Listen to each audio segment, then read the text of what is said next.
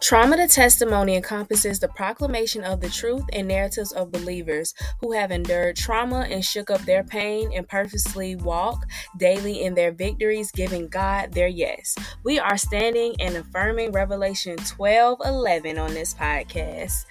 Listen, the surrender, the resurrection, overcoming trauma, the becoming better, the inner work you have to do, all heavy.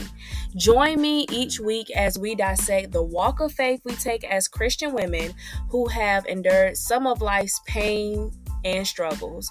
We will dive into having the hard conversations to grow a deeper relationship with God. This right here is from our girls who have endured trauma but have a lot of Jesus.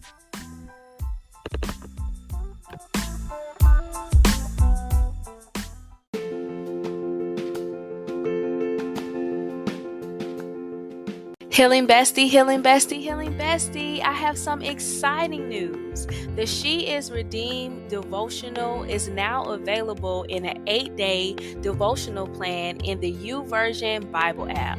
If you have been interested in getting your hands on the She Is Redeemed devotional, this will be it for you.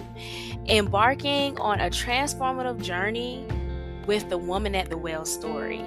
Discovering how her encounter with Jesus brought healing and redemption to her story and her past. And with this plan, you'll be able to dive into reflections, prayers, and powerful testimonies. You'll find hope and restoration in your own life.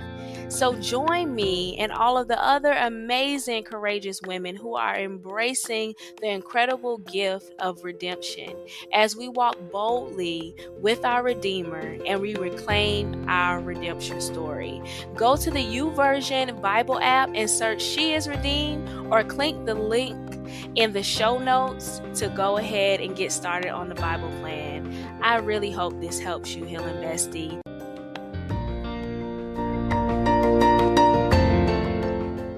Welcome back to the Trauma to Testimony podcast, where we are healing, learning, and growing and loving Jesus through our healing journey. This is your Healing Bestie, Tony, and I am so happy to be here with you for the next installment of the Holiday Heal and Chill series. And today we have a special guest, Miss Jasmine C.L. Baker. Jasmine works primarily with Christian women in helping them to navigate grief and loss while helping them realize, rediscover, and recover their God-ordained purposes following loss. Hey, Jasmine. Hi. We are so excited to have you today, just to speak to us, about grief during the holiday season, because, it's something that I believe that we walk with throughout our lives, and the holidays just makes it all real sometimes. Yeah. So I cannot wait just to hear your take on the grief and loss journey. So tell us about yourself. Who was younger Jasmine? Younger Jasmine. Wow. She was somebody who didn't really know who she was. She didn't see herself. She didn't really understand why she was different and didn't really fit in anywhere. So it caused her a lot of what's the word? I don't know if it's necessarily trauma or just pain. But younger her hated being different because, nobody likes being different. Nobody likes not feeling like you belong anywhere. Mm-hmm. So I spent my younger years, especially elementary school, really trying to just get in where I could fit in. Just kind of just changing who I was based on who I was around, until I was like, this is exhausting. I don't do this no more. So, and I still fully didn't grasp it yet. But that started me learning to be okay with who I was and trying to figure stuff out in terms of who I was, until I was in my 20s and I had joined a church, and I felt like the church that I was at, I couldn't fully be who I was because of the type of church that it was. So things that I liked, I kind of had to hide and suppress to again be in this space of feeling like I can't really express myself if I want to fit in, if I want to belong. And so it wasn't until after I left that church and I moved to Atlanta in 2019 that I really was like, okay, this is who I am. This is fully me. And everything I like. I love my tattoos. I love my piercings. I love my locks. You know, like I love all the stuff that traditional church tells you can't be or you can't look like. And when it was really like God was like, this is why I made you, right? Like I love you, I accept you, I created you to be this person. That was finally like, okay, it's okay to be me. So it's like I'm just now 3 years into this it's okay to be me phase. But it started off with that young Jasmine not really being comfortable with not looking like everybody else. That was a really long-winded answer. Sorry. Well, I love that. I love that because the transparency of being in a healing journey where you're navigating it to where you're like, okay, I want to be myself. And I have to notice that, the younger me who probably was hurt, who probably went through some things, we are two different. The healing me and the younger me who went through some things are two different people. And now I have to separate from that person just to get to know me and be me again. And that's okay. And that's okay. And I love your story and how you said, just how you, had to get out of the box kind of thinking when it came to your healing journey. So I definitely love that. So how do we get to the grief and loss? Like, how do we get to the grief and loss coaching throughout our journey or throughout your journey? So college, I'll start back. In high school, my mom had gotten sick. She got pneumonia, and the pneumonia kind of just spiraled into everything else. Like she would develop bronchitis, and the bronchitis developed into something else. We didn't know what it was. None of the doctors could tell her what it was, but it just made her really sick, and it affected her breathing to where she went from this perfectly healthy, active woman to needing to carry around oxygen to function. Like it was crazy. But her going in and out of hospitals, yeah, it's okay. I know I'm loud. You fine? I'm right here. So to her going in and out of hospitals was normal. It was just because it was so long. It was just that was life. But in college is really when I started experiencing grief. My first, but it wasn't even with death initially. It was with my major. I decided I wanted to be an elementary school teacher when I was in 4th grade. I wanted to teach 3rd grade. So from the time I was in 4th grade until college, I was like, I'm gonna be teaching. That's all I want to do. But you get into college, just because you get accepted into the university does not mean you get accepted into your college. And I did not get accepted into the college. Well, I initially got accepted, but then they rescinded it because my GPA fell. Okay. So now I'm like, after 10 years of having this dream, I can't do it. So I'm like, again, who am I? What am I supposed to do? Type situation. So now I'm having to grieve this ideal of what I was going to do when I got older, not knowing that I needed to grieve that, or not knowing that that was even a thing. I'm like, I choose my major, get over it. I'm trying to figure out something else out. I think I'm okay. Until 2012 comes when I'm supposed to graduate. No, not only am I not graduating, but I'm also seeing everybody that I started with in the college education graduating and starting their student teaching. And so that triggered me. Now, I didn't know that triggers were a thing. I didn't know that grief is something that you always have to constantly deal with. I'm just in the space where I thought I'm okay. And now this event is happening and it's putting me back in that place 4 years ago that I felt when I got that rejection letter. So 2012, I'm like, shoot, I'm having to deal with this all over again. That was in May. My granddad died in June. He was also had been sick for a while since I was in maybe 4th grade. So that was like a normal thing for him. But, of course, you get older, the older you get, your body just can't handle it. So he died in 2012. 4 months later, my mom died. And all this is going on. I'm 2.5 hours away from home. I didn't see either one of them before they died. So I'm having to deal with all of this away from my family while I'm in school, trying to survive at this point. And I'm just like, what the heck am I doing? I don't know how to process this. I don't know anything. the moment I knew that I needed to grieve was I started feeling sick. But I was like, maybe it's normal. I don't know. It's October. It's a lot going on. But I went to the health clinic on campus, and they ran all these tests and stuff. And this is the first time I'm telling this part of the story because I forgot about it until just now. She was like, well, all your tests come back. Are you stressed about anything? And I'm like, no, I'm not stressed. And I'm like, oh, well, my mom just died. And she was like, well, have you processed that? Have you grieved that? And I'm like, I'm supposed to do that?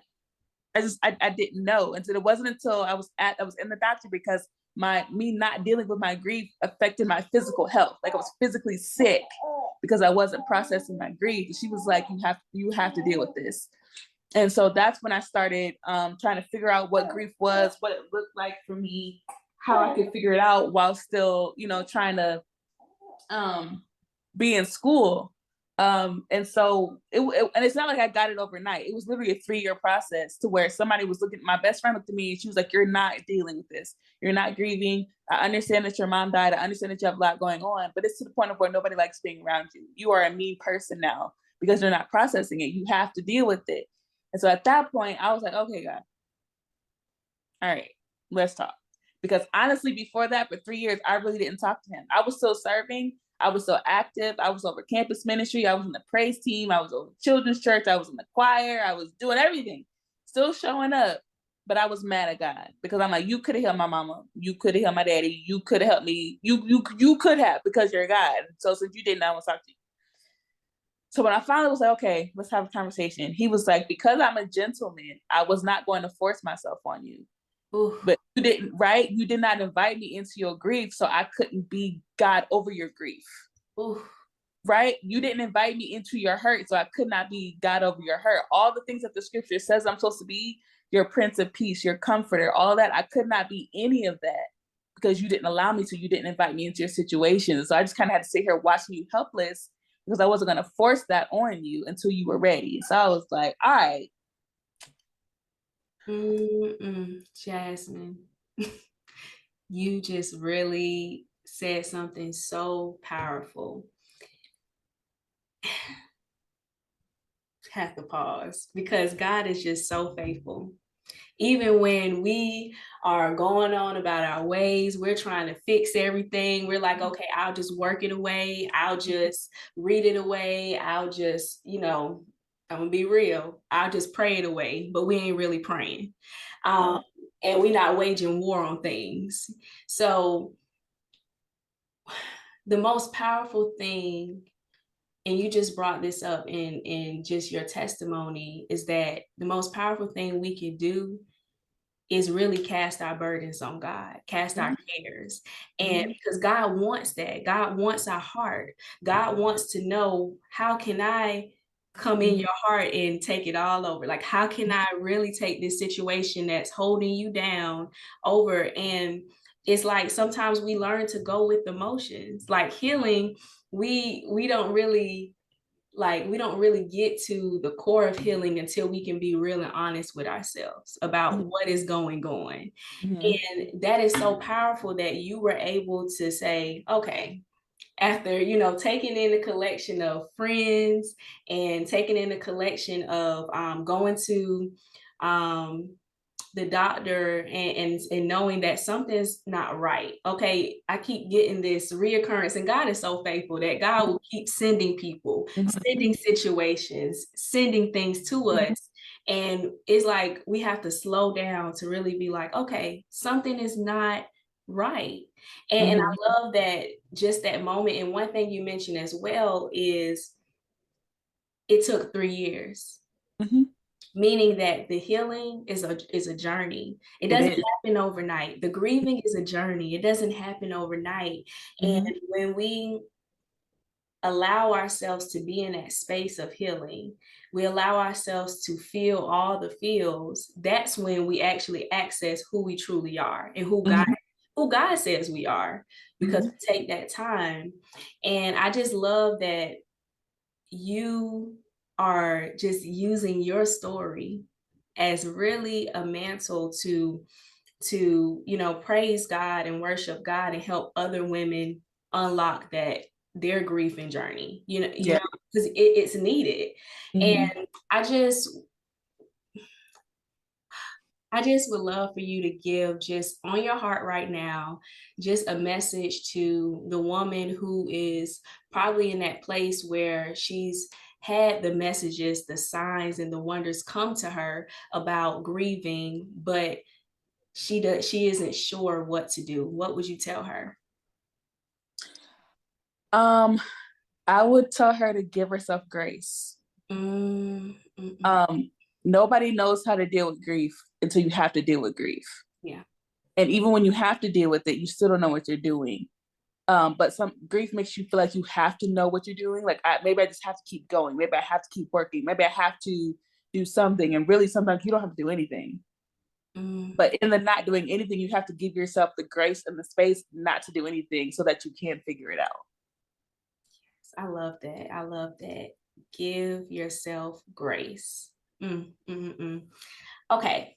So now, when it comes to the holiday season, we are going around maybe some spaces, some environments, some people that trigger us, and maybe re-inviting some being reinvited into places where, you know, maybe we went to a grandmother's home, or maybe Mm-hmm. we went to a place where, we don't have that person that we love so very much there during the holidays. How do we best navigate grief and loss during the holidays when we're missing someone physically being there? So the first thing I would say is plan for how you're going to spend the holidays ahead of time. Okay, that's Um, so plan on where you're going to go, what that's going to look like, or if you all are still all meeting, you need a plan for who's making what. Because if the person who always make the dressing is the person who's no longer there, y'all don't want to be on Christmas Day looking like who making the dressing. And then not only do y'all not have dressing, now y'all are all sitting there sad because now you're reminded that that person is no longer there. So plan on how you're gonna spend it. Like, or if you're a single person, um, figure out what your game plan is ahead of time. Where you're gonna go, who you're gonna spend it with, do all that as much as you can beforehand, so you're not having to have the stress of it the day of. That's what you don't want. You don't want to stress yourself out unnecessarily on the day of. So the first thing is make a plan. Second thing is make you or establish your boundaries for when you're going to be wherever you are. Yeah, that's good. So wherever you're going, you know what your emotional capacity is. Even if it's even if you don't know till the day you wake up, you know on Christmas Day what your emotional capacity is. So if you say, I'm just not in a good space, I can only handle this for an hour. You say in yourself, I'm only gonna be there for an hour and then I'm leaving. And then when that hour is up, or even if you say an hour, but you can only handle 30 minutes, get up and leave. Okay. If it's I'm gonna stay, but I'm gonna take some moments to pull away by myself. I'm gonna pull away by myself. If y'all need a store runner today, somebody go get ice, I will go do all the errands because that gives me a minute by myself to reconnect with myself before I re-engage with other people. If you're married and maybe you're going to your in-laws house because your family is whatever it is with your family, communicate with your spouse or your partner what your boundaries are. Hey babe, I can't handle that all day. I know it's your family, but you can say if you want to, but I might have to leave. Something like that. But figure out what your boundaries are beforehand, stick to them, and only explain them to necessary people. So in the instance of if you're a spouse or if you're married, of course you have to excuse me, you have to explain your boundaries to your spouse, of course. But outside of that, your sister, your mama, your auntie, them, you don't nobody no explanation. Why you leaving already? I'll see y'all tomorrow, or I'll see y'all when I see y'all. I'm about to leave. If you're not going at all, why you not coming? I am not coming this year. I still love y'all. I'll see you when I see you. You do not owe anybody an explanation. Your mental health and your peace is not negotiable. And you don't owe anybody an explanation for taking care of yourself. Because what I had to learn was at the end of the day, Nobody is there to take care of me except for me. Ooh. And if I'm spending all of my energy concerned about how my decisions are going to affect you, when I come home at night by myself, and I've done myself so much to the point of where I'm crying, you're not there to comfort me because I'm shattered because I poured out too much. I'm there by myself. So since I'm there by myself, I'm going to take care of myself, regardless of how you think or what you think I should be doing. And sometimes family is the ones who don't understand or who give us the most grief about our decisions, when really they should be the ones embracing it, but that's just not always the case. Yeah. So to understand your family and your situation, and if you can't explain it or if you don't want to explain it, don't. And then the last one is communicate your needs to those people around you. Sometimes we get upset because people don't show up for us, but we don't even give them the opportunity to show up because we don't tell them what we need. Ooh. So if I just need you, I'm gonna stick it out with you. I'm gonna be with you all day today. But if you see me by myself, don't leave me by myself. I might need you to come check on me. Oh, yes. And say that.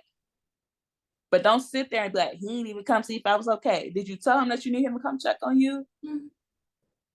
Right? Like people don't know how we handle it. So if we don't even know how we handle it, how do we expect other people to know how we're handling it? That's an unfair expectation. So we have to communicate our needs to people so we give them the opportunity to come and be there for us.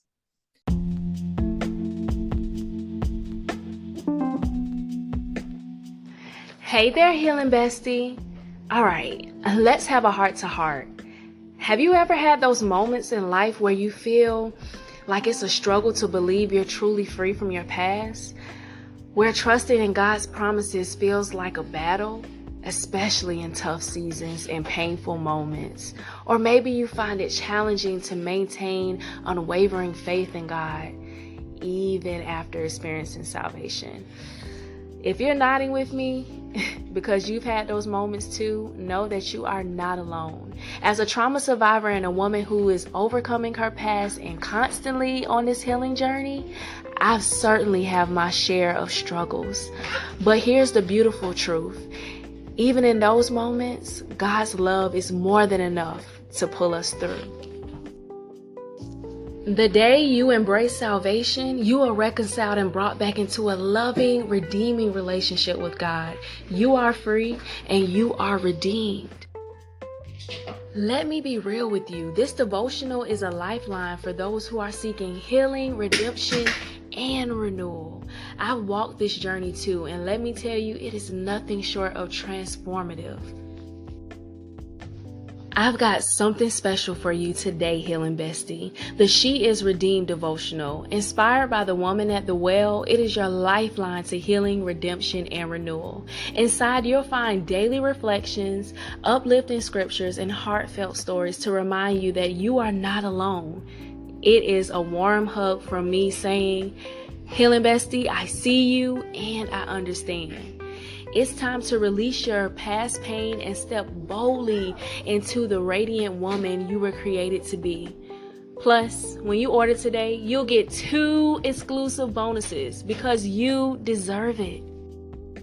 So head on over to traumatotestimony.org/shop and order your copy of the She Is Redeemed devotional right now. Let's walk this journey together, bestie, and discover healing, hope, and purpose in our Heavenly Father. You are redeemed. Find the link in the show notes to grab your copy. Don't wait. Your redemption journey awaits.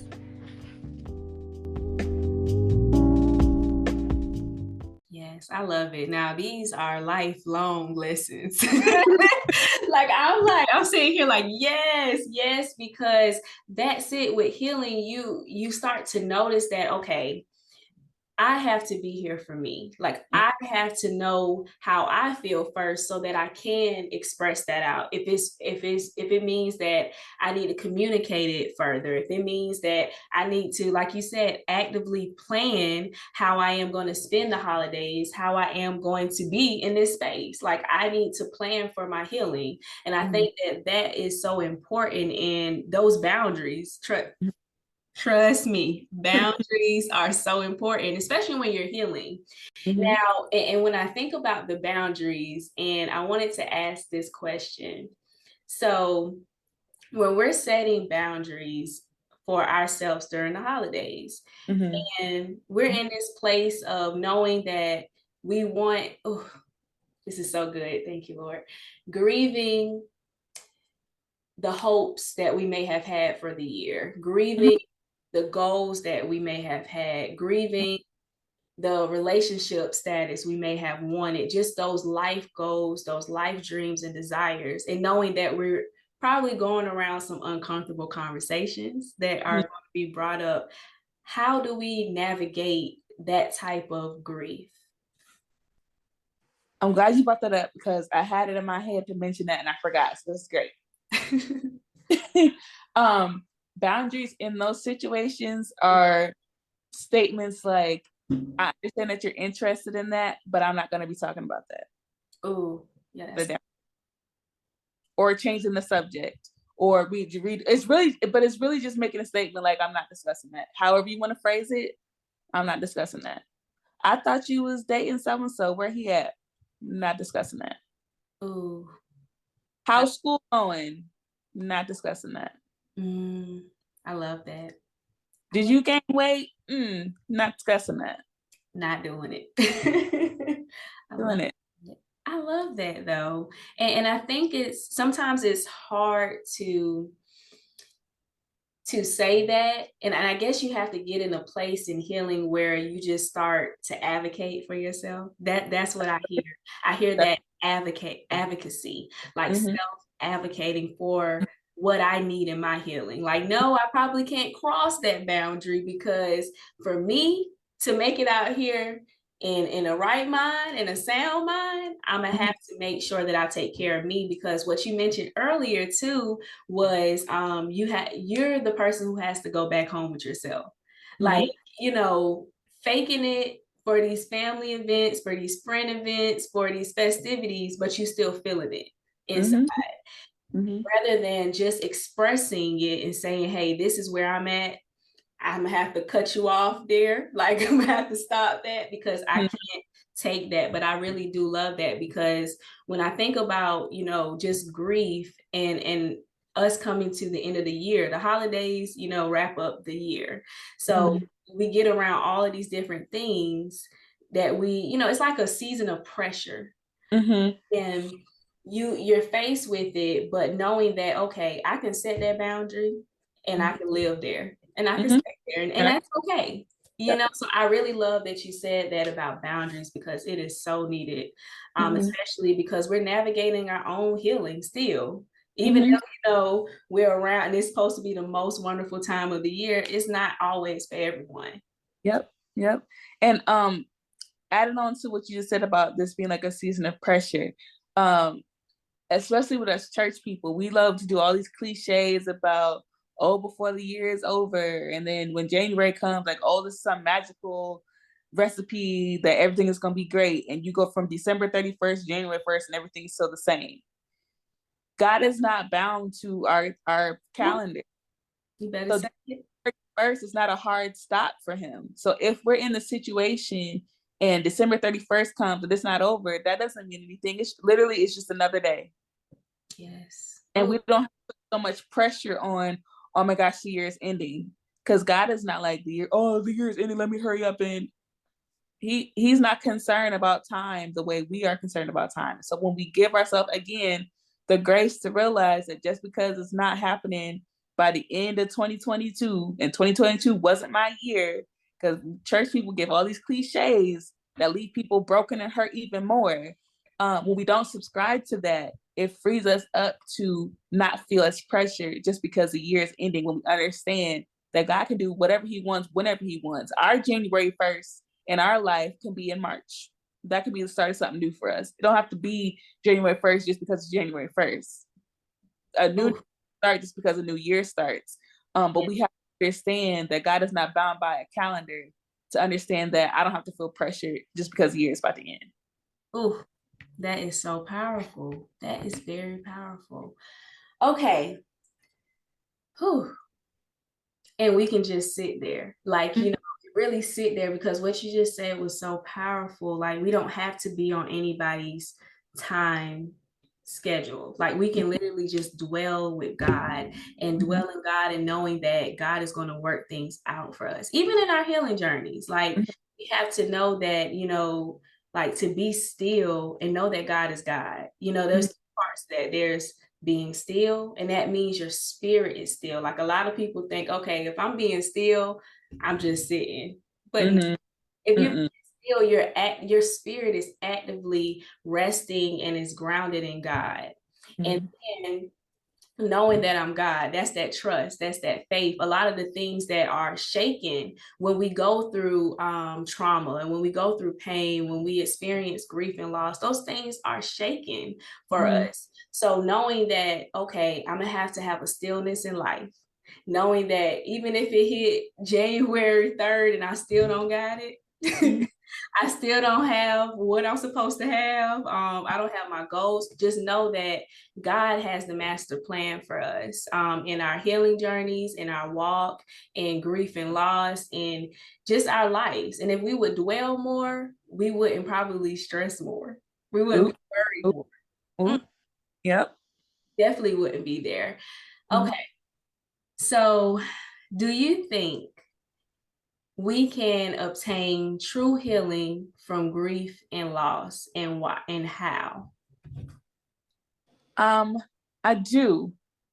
But it starts with a mindset shift. True healing is when you really come to a place of understanding about where you are. Yeah. And so when you tie that into grief and loss never ends. It's literally something, depending on the situation, it never ends. So if it's a loss of a person, it never ends. If it's a job ending, that potentially could, you could potentially grieve that for a certain amount of time and it'd be okay and it's over. But if it's somebody, if the loss is so significant that it severely impacts your life, most likely you're going to be grieving that until you die. So when you understand that grief is an ongoing journey, you start to heal within the ramifications of I'm going to always be dealing with this instead of I'm waiting for it to end. Because if you keep waiting for it to end, you're never going to heal because it's going to keep slapping you in the face. But once you realize that, okay, I'm going to be processing this, I'm going to be grieving this, I'm going to be facing this until I die, and you sit in that space and you learn what that space looks like, that's when you truly can heal within the space of grief. I love that. Whew. Okay. So what does healing look like for Jasmine in this season? In this season, it looks like advocating for myself no matter what. People in my life are used to me being a people pleaser at the expense of myself. So when I started to do what I needed to do for me and advocate for myself, it caused a lot of friction in a lot of my relationships. Some of them withstood it and some of them didn't. And either way, I was okay. Because at the end of the day, I was fine with me because I knew I was being true to myself. So if me speaking up for myself is problematic for you, I'm not upset. I just understand that this season is over for us. For instance, I had a really big situation happen between myself and members of my family, and it caused me to remove myself from being around them without any explanation. I just left and blocked their numbers, and I didn't talk to them for months. With one particular family member, it was almost a year.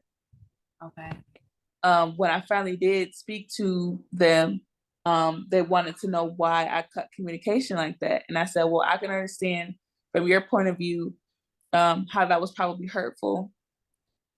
I apologize that you were hurt. I do not apologize for how I did it, because I did it in a way that I needed to for myself. And that's how I needed to do it for me. That's how I needed to do it to process it. I'm not apologizing for that. And you can either take that, how you can take with that what you want to do with it. But I'm not apologizing for it. And if what the situation would happen again, I would do it the exact same way, because that's what I needed to do for me. Yeah. One person was upset. Eventually they got over it. The other person was like, well, okay. So my healing in this season is Jasmine and my family, my immediate family, my family that I created, not the one that I was born into. Say that. Okay, because there's a difference. Yeah. Me and my family comes first. I love it. My household comes first. Mm-hmm. And if whatever is going on outside of this address starts to affect this address, then you got to go. Period. Yeah. And that's the thing. A lot of the times in our healing journey, we have hard tasks that we have to do so that we can be happy. We can be in a sane mind. We can be in a place where we don't have to worry about just the heaviness of our journey. Like, we don't have to worry about the external when we start to worry about the internal. Mm-hmm. Times we don't focus on the internal because we're focused on other people. We're focused on the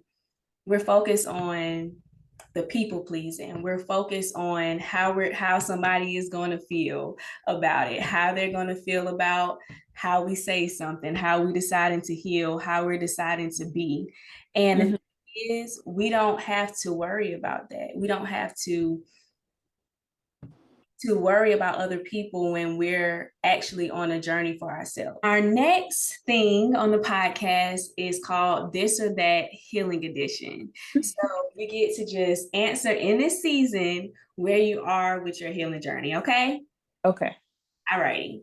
So physical journal or audio diary? Physical journal. Okay. Are we writing about it or are we talking it out once we have been triggered? It depends. Can I say it depends? Yeah, it depends. It depends. Okay. Let us know a little bit more about that. Why it depends. It depends on what the trigger is.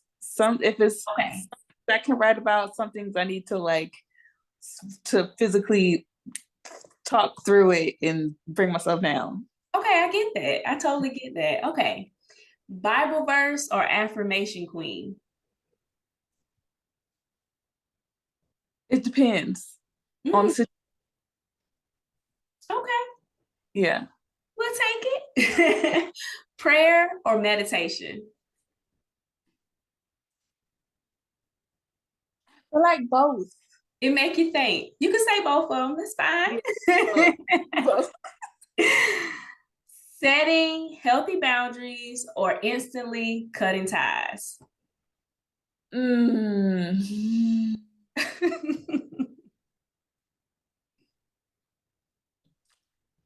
My initial reaction is to instantly cut ties, but I'm working on setting healthy boundaries because I don't like confrontation. So typically, to avoid confrontation, I'll just cut you off.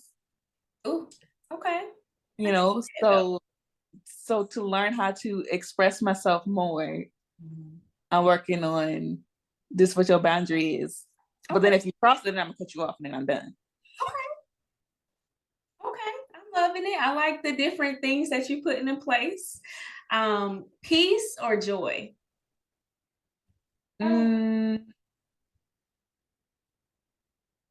What do we want more of?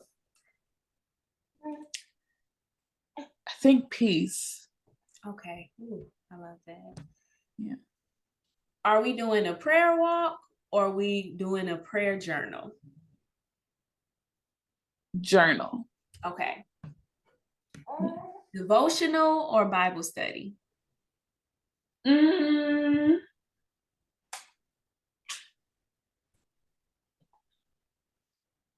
I think a Bible study. Okay. Yeah. Therapist or life coach? Okay, that's hard because they both have their places. Okay. But I think in this specific season, I need a therapist. Ooh, okay. Are we worshiping God or are we a prayer warrior in this season? Worship. Okay. You've been so good. So it has been so good to have you, Jasmine. I want you to let my audience know how they connect with you further after this podcast episode. So, y'all excuse my baby.